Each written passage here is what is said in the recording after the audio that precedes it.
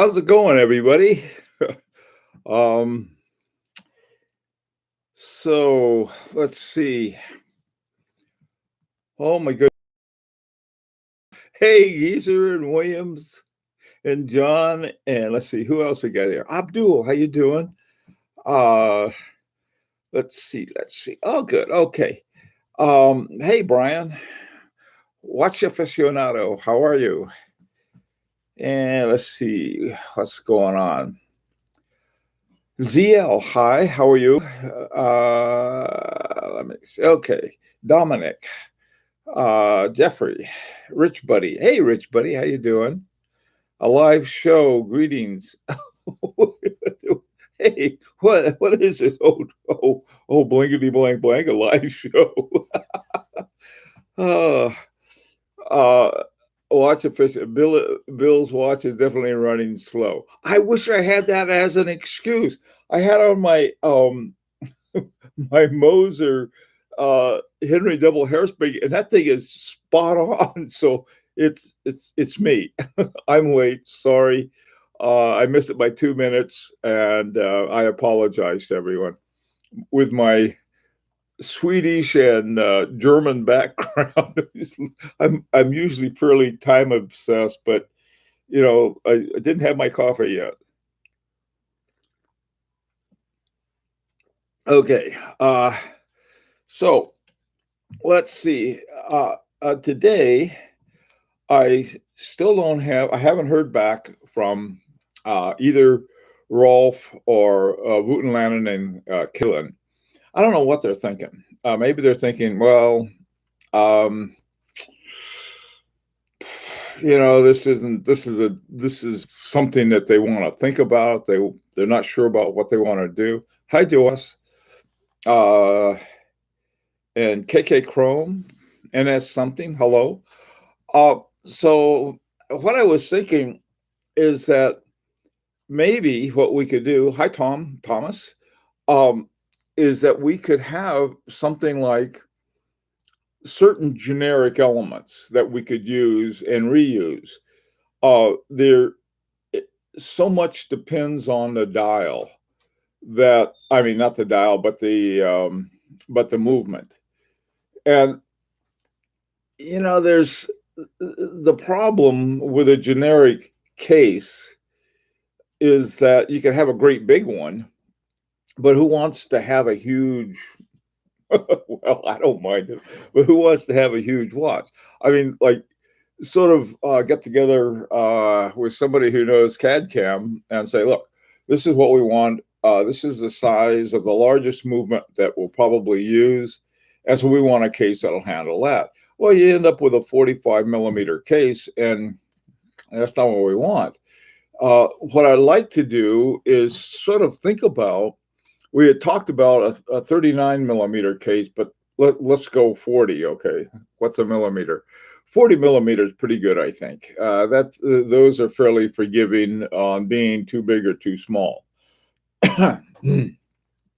So, oh, Joyce got your Mayu on. Hey, happy Mayu Day. I love those. That's what, see, I think that's also what Clyde has. They changed the name of Mayus, and there was another one.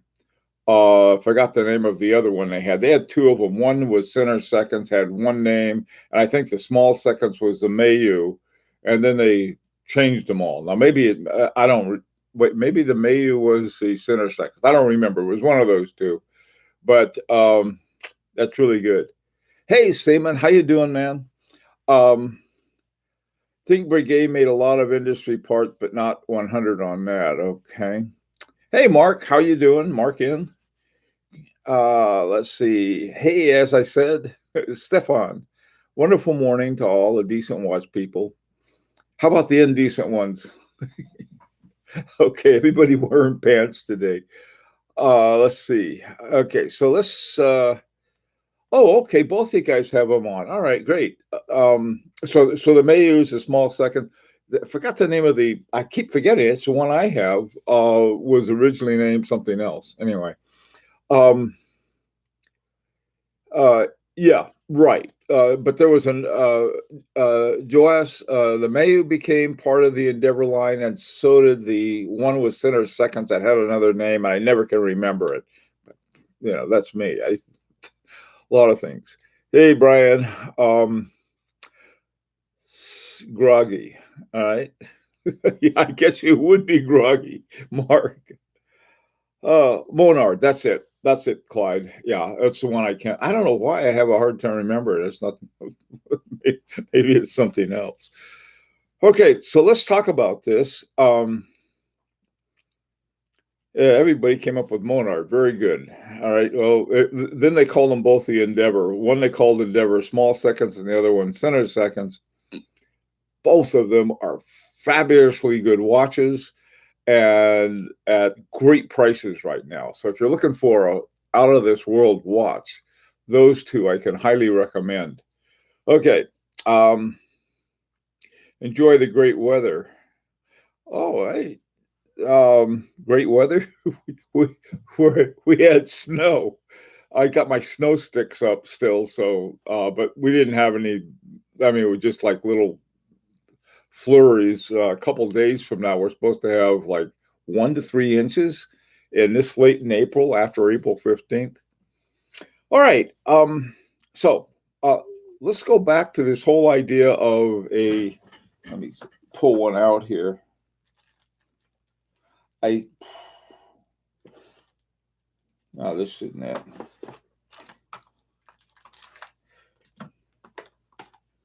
This, I think, is my 40 millimeter one. And it's a pretty nice one, too. This one I got from Otto Fry. And Otto Fry is not shy about charging one an arm and a leg. So let me talk about this for a second. Not this one, but rather is that there's one that we could order somehow. That was a really nice one for use with several. Here we go. That we could use for with several different watches. Now, this one is their most expensive one from Otto Fry, and it's not a bad looking one. I mean, it's not.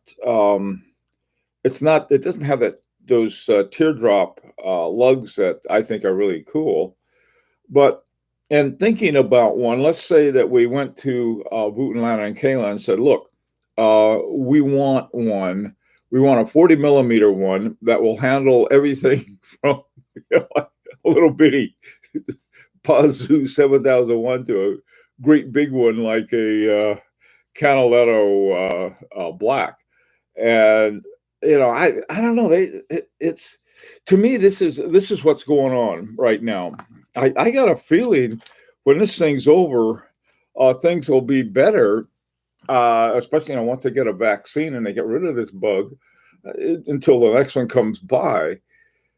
The economics of it right now is very interesting. I was watching this thing about this a caregiver who had she had lost her job, and then they followed it, and she used to go to this restaurant that she went. And the guy at the restaurant says he's none of his, all of his customers have gone away, and then he's got to pay this, and this, and the people he's getting it from have to pay this, and this. So things are really jammed up.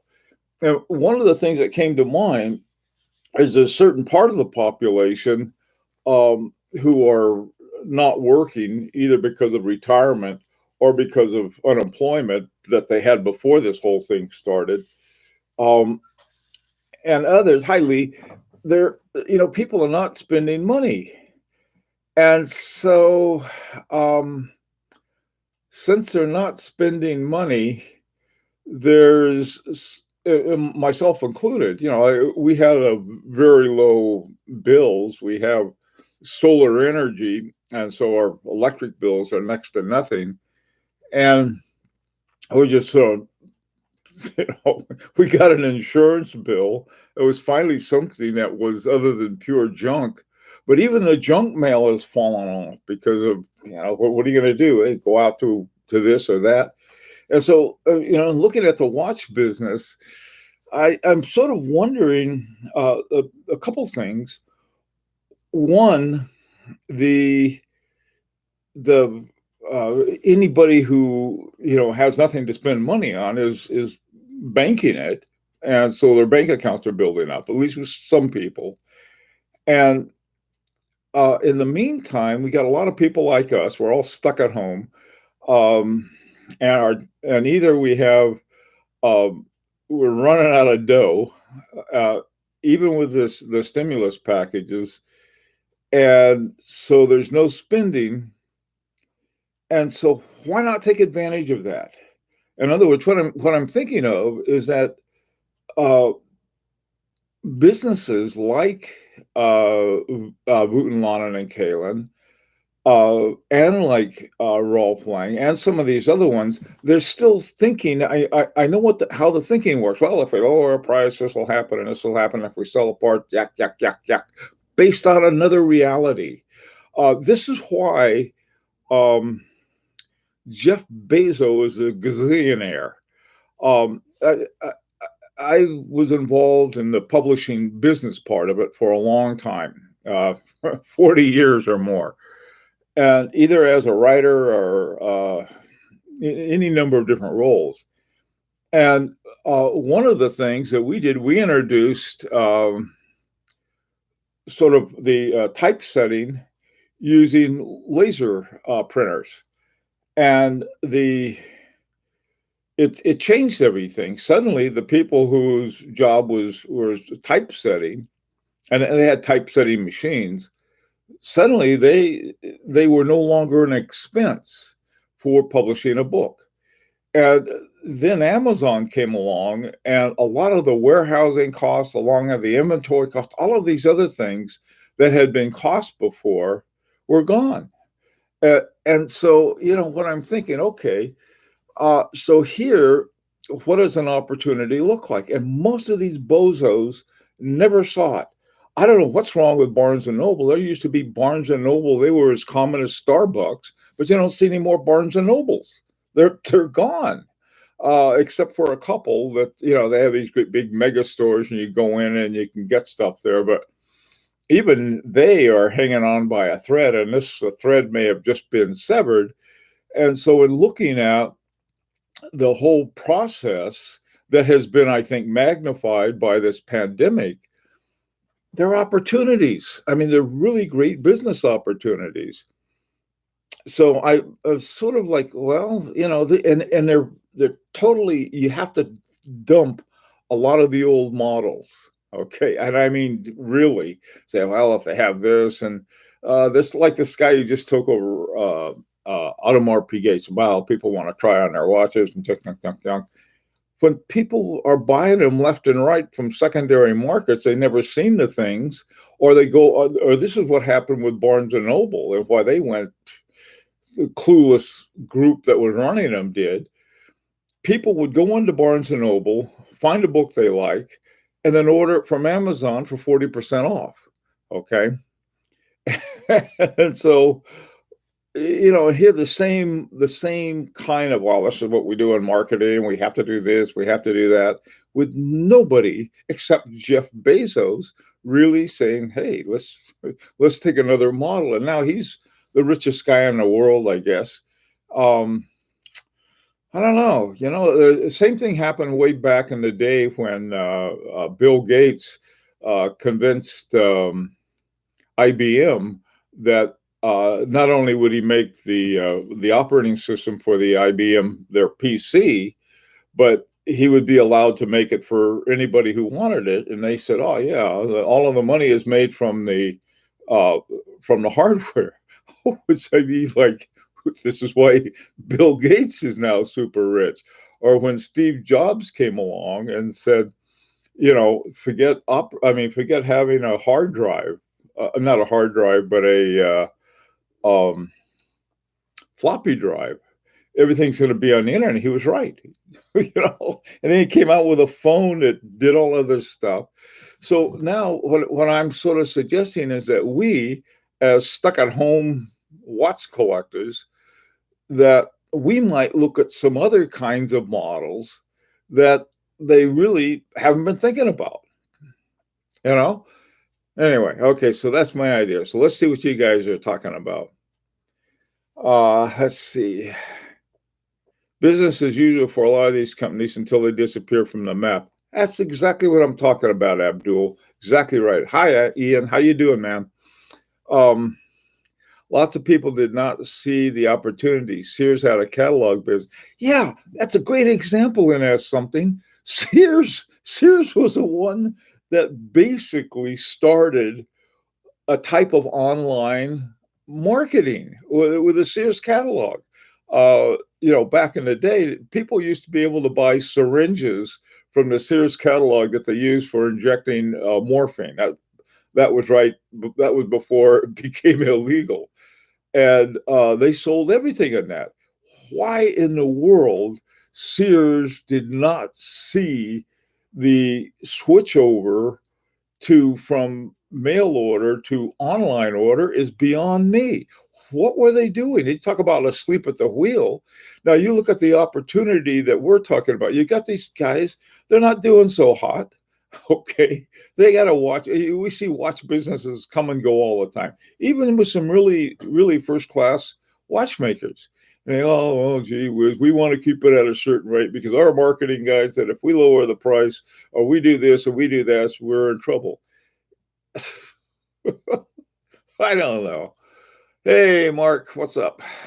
So let's see what you guys are talking about. Brian Carpenter, opportunity knocks, some answer the door, some are not home. I don't think any of them, all of the rest of them are social distancing. I think you don't have to social distance your head.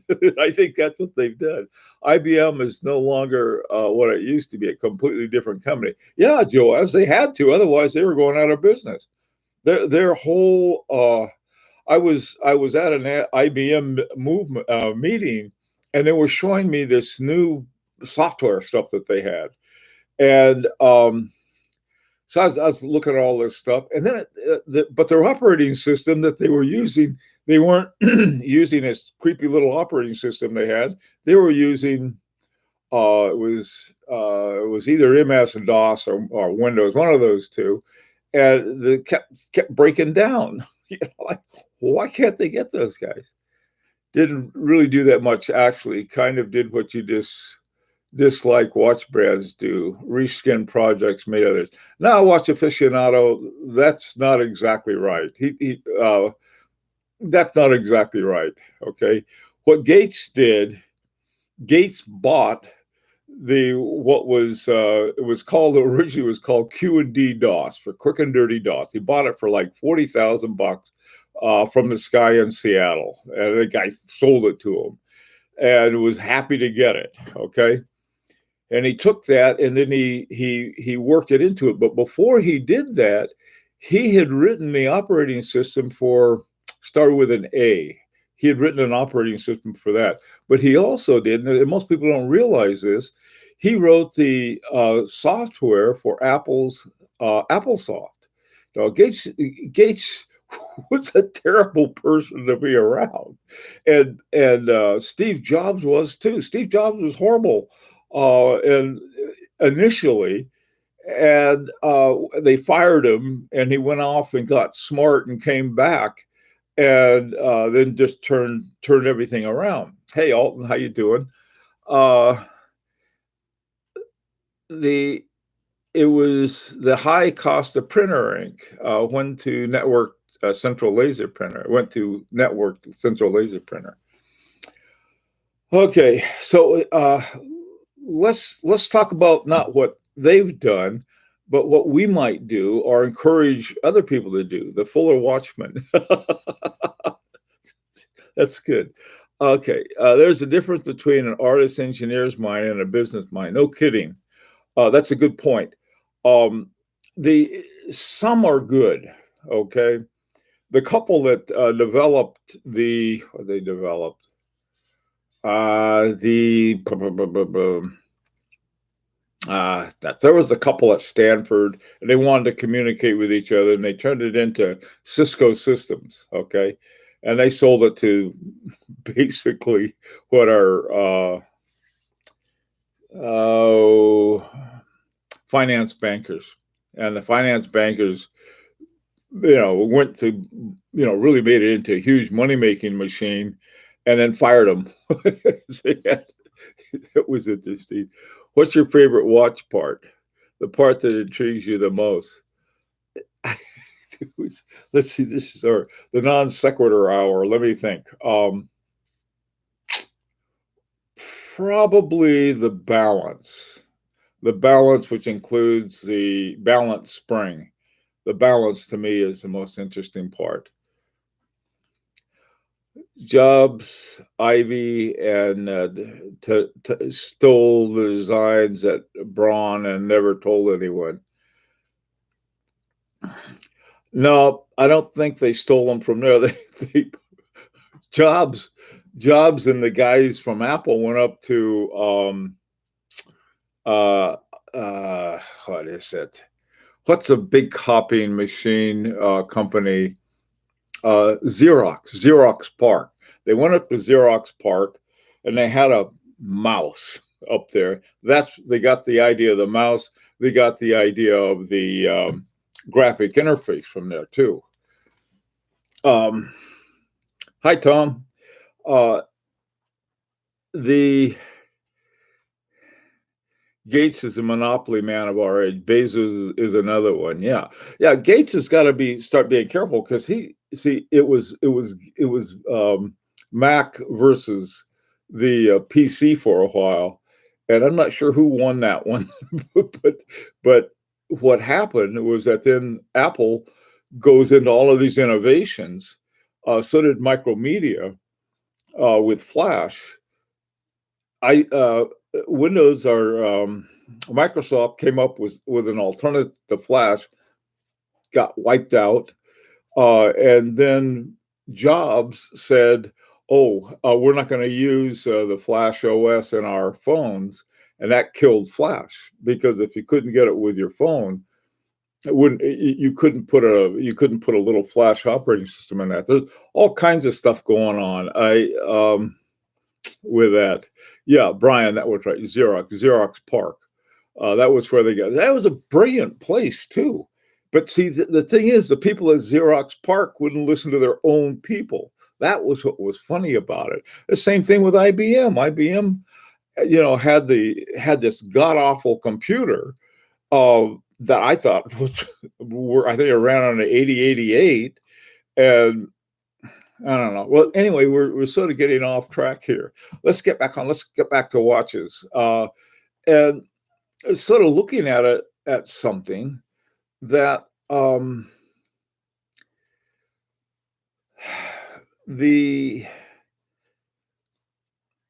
what we can do as sort of a consumer, ground up, rather than sort of you don't have a dribble down.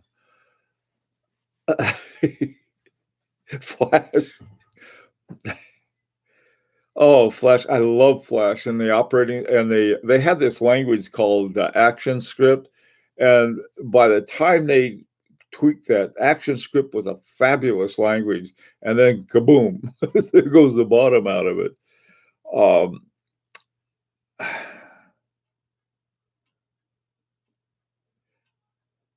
Okay, Joas, that's a good point.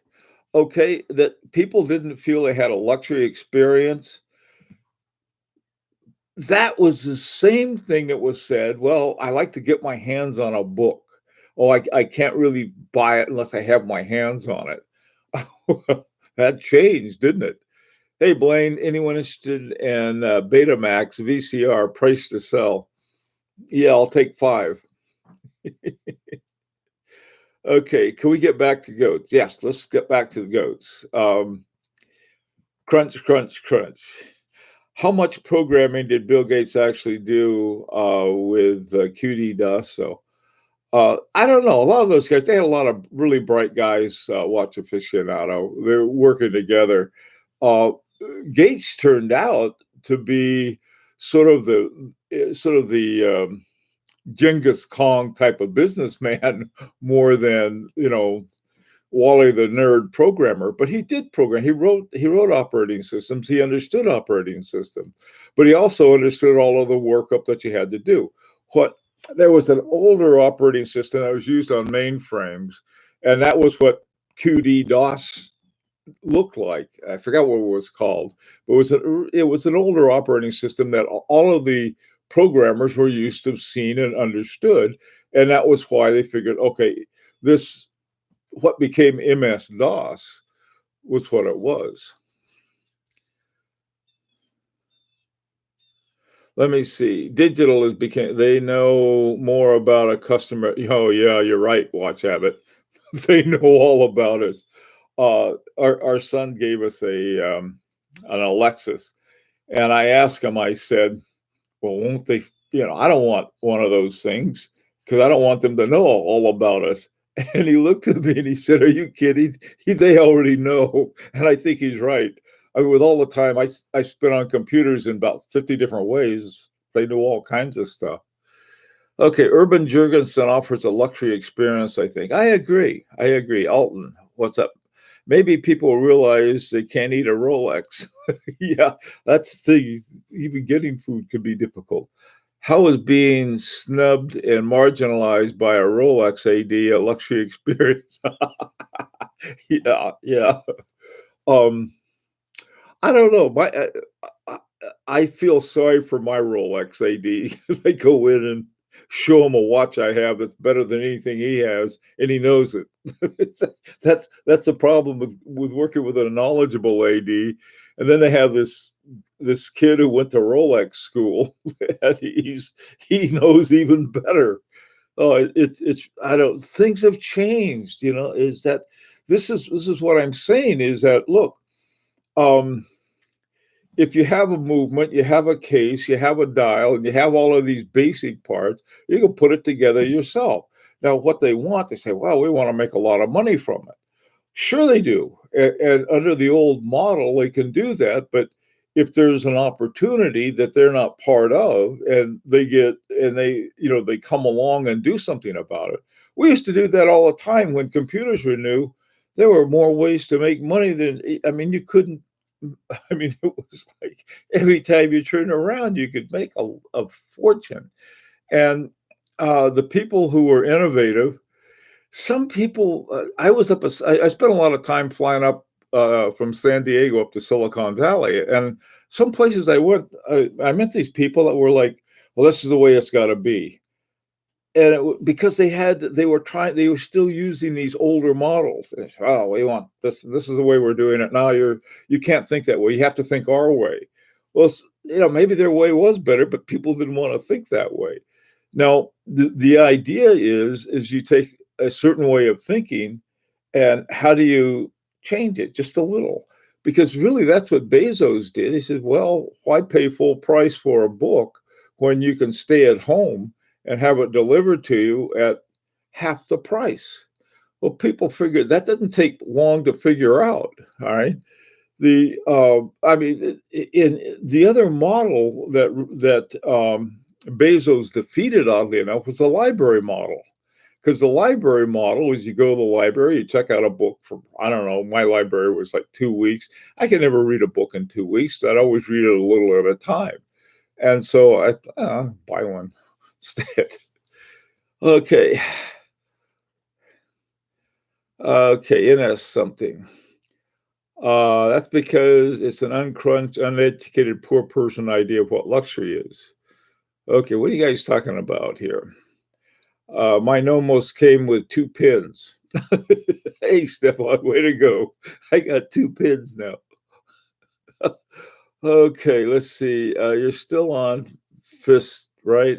As I remember, 99% of people there think luxury is a double Mac, double Big Mac. It's still true. Okay, my Daytona was missing its polishing cloth to protect a bezel. Oh my God. And you paid full price for it. I can't. Okay, what not being able to try a watch on my wrist would make it difficult to consider purchasing online. On a wrist, a watch can look very different. You're absolutely right, Blaine.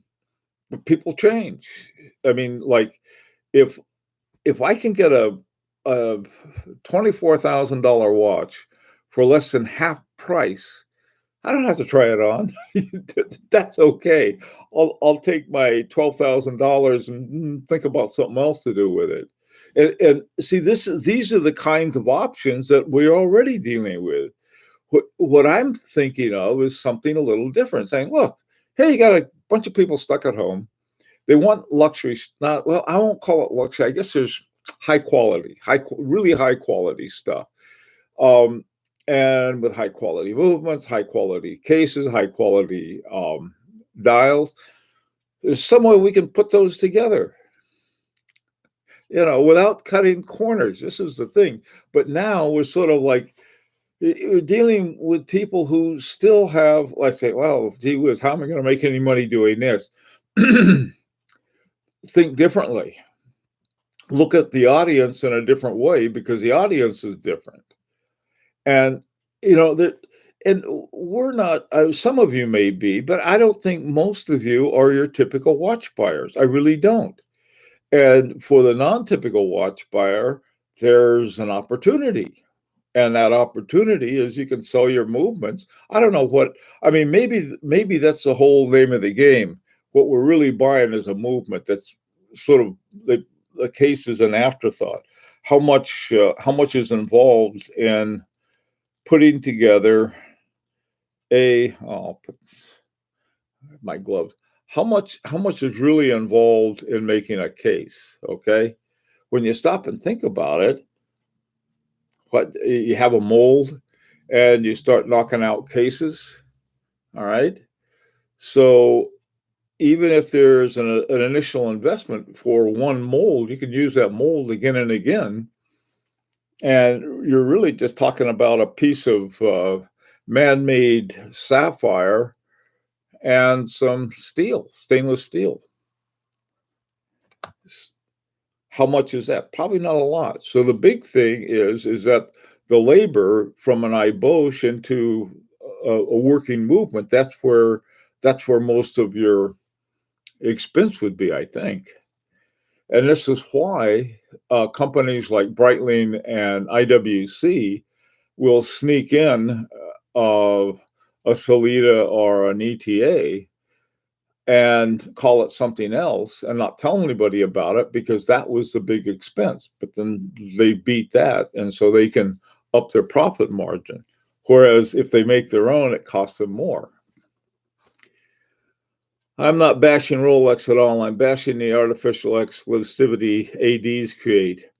I can walk in with a pen and buy a Rolex easy. It just won't be a sub. I don't know. I can't make up my mind about Rolex because they don't make one I want that much. Okay, who's your AD? Ben Dover Jewelers?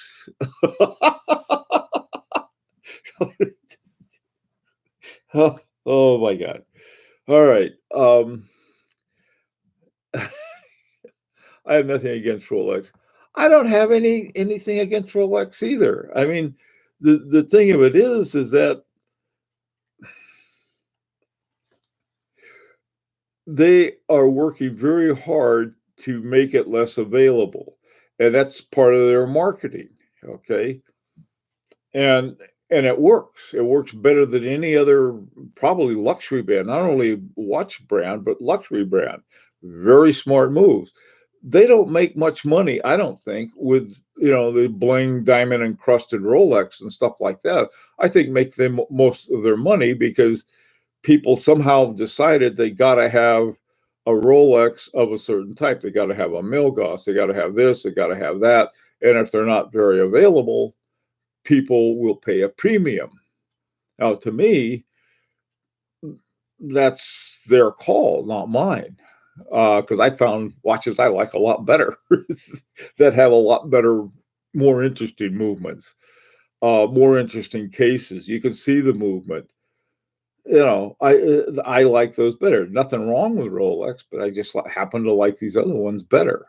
I know the guy who designed the watches and the movements with F.P. Journe, with Michel Parmigiani.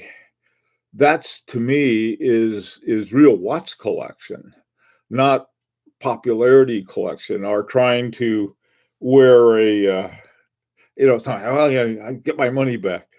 If you're worried about getting your money back, take that money, tape it to your wrist, and wear it around. And then when you're ready to take it off your wrist because you're bored stiff with it, you got all your money. I don't know. Okay, I'm getting grumpy about these things. Listen, you guys, let's look at this as a whole new market. And this is a luxury group who will pay for the parts. And if we pay for the same amount as, let's say Vosseur sells them, but they only sell them in groups of 25, why are the only ones who do that? What about the ones who sell them in onesies and twosies, but they sell them to a lot of people? That's us. To me, that's opportunity because nobody else is doing it. And here we are sitting at home communicating with lots of social distance. I don't know. Okay, let's see what John has to say, and I got to run. Like anything else in life, it's worth as much as the public is willing to pay. Uh, Rifle, a stock is a piece of walnut steel for action worth $40 at most, but sold for $1,000 or more. Same with watches. Yep, yep. I agree with that. So what we got to do is like see where the real value is, really find the core value, and then buy the core value, not pay a nickel for the hyperbole. And I was part of. In fact, I was a board member of the Publishers Marketing Association, and that was all they talked about.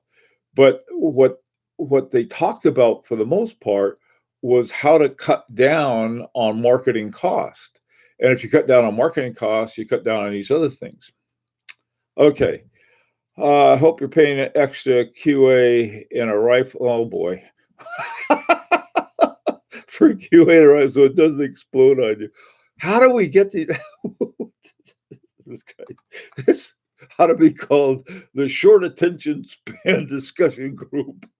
We're like, we're all Homer Simpson. Something shiny comes up, and we'll go, "Oh, look at that," and we'll talk about it. Listen, guys, everybody stay safe and take care. And if I get any update, I'll let you guys know. And have fun and stay safe.